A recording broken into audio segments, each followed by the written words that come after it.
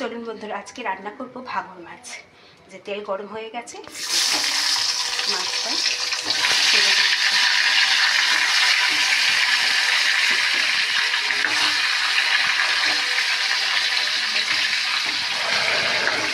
আর কালকে তো ভিডিও যায়নি আমার, এখন একটু অনিয়ম হবে, বুঝতে পারছেন তো।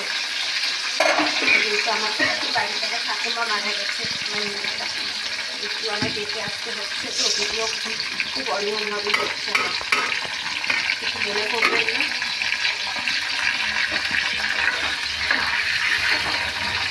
নিজেও ভাপাচ্ছি, যাচ্ছি আসছি, এই যে রান্নাটাও তার মাঝখানে করে রেখে যাও করে চলে যাচ্ছি।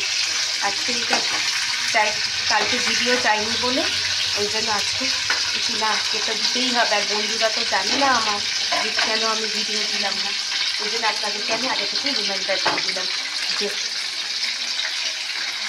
যে আমার একটু অনিয়ম হবে এখন ভিডিও দেখে, যেহেতু আমি আমার বাড়িতে যাচ্ছি আসছি, তো ওই জন্য। চলুন সেটা ভাজা হোক, তারপরে আসছি। মাছগুলো আবার একদম ভাজা হয়ে গেছে। আমি না মাছগুলো তুলবো না, সরিয়ে নিচ্ছি, দিয়ে পেঁয়াজ দিয়ে দিলাম, টমেটো, কাঁচা লঙ্কা দুটো, আর রসুন। অনেকে ভাঙন মাছে সর্ষে বাটাও ভালো লাগে খেতে, আমি আজকে ঝাল করছি।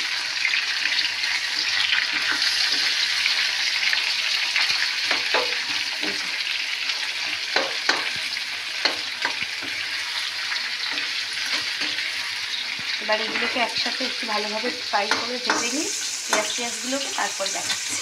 বন্ধুরা সব দিলাম, কিন্তু নুনটা না দিলে কী করে টেস্ট হবে। নুন আর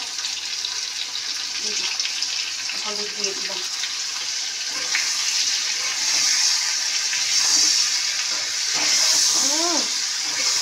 যা গন্ধ বেরোচ্ছে না এখন।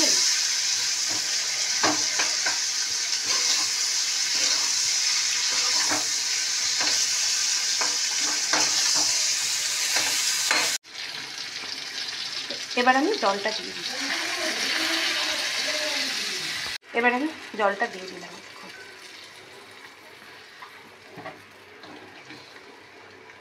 এবার এর উপর দিয়ে ধনে পাতাটা দিয়ে দিচ্ছি। চলুন এটা ফুটুক, কেমন কালার আসছে তারপর দেখাচ্ছি। বন্ধুরা এই যে আমার মাছের ঝালটা একদম রেডি হয়ে গেছে, এমন দেখতে হচ্ছে অবশ্যই কমেন্ট করে জানাবেন। মানে চলুন আজকের এখানেই ভিডিওটা শেষ করছি। সবাই ভালো থাকবেন, সুস্থ থাকবেন, সাবধানে থাকবেন। আর ভিডিওটা দেখে ছেড়ে যাওয়ার আগে লাইক কমেন্ট শেয়ার অবশ্যই কিন্তু চাই, নাহলে কিন্তু রাগ করবো। চলুন, না রাগ করবো না। চলুন এখানে ভিডিওটা শেষ করছি, টাটা।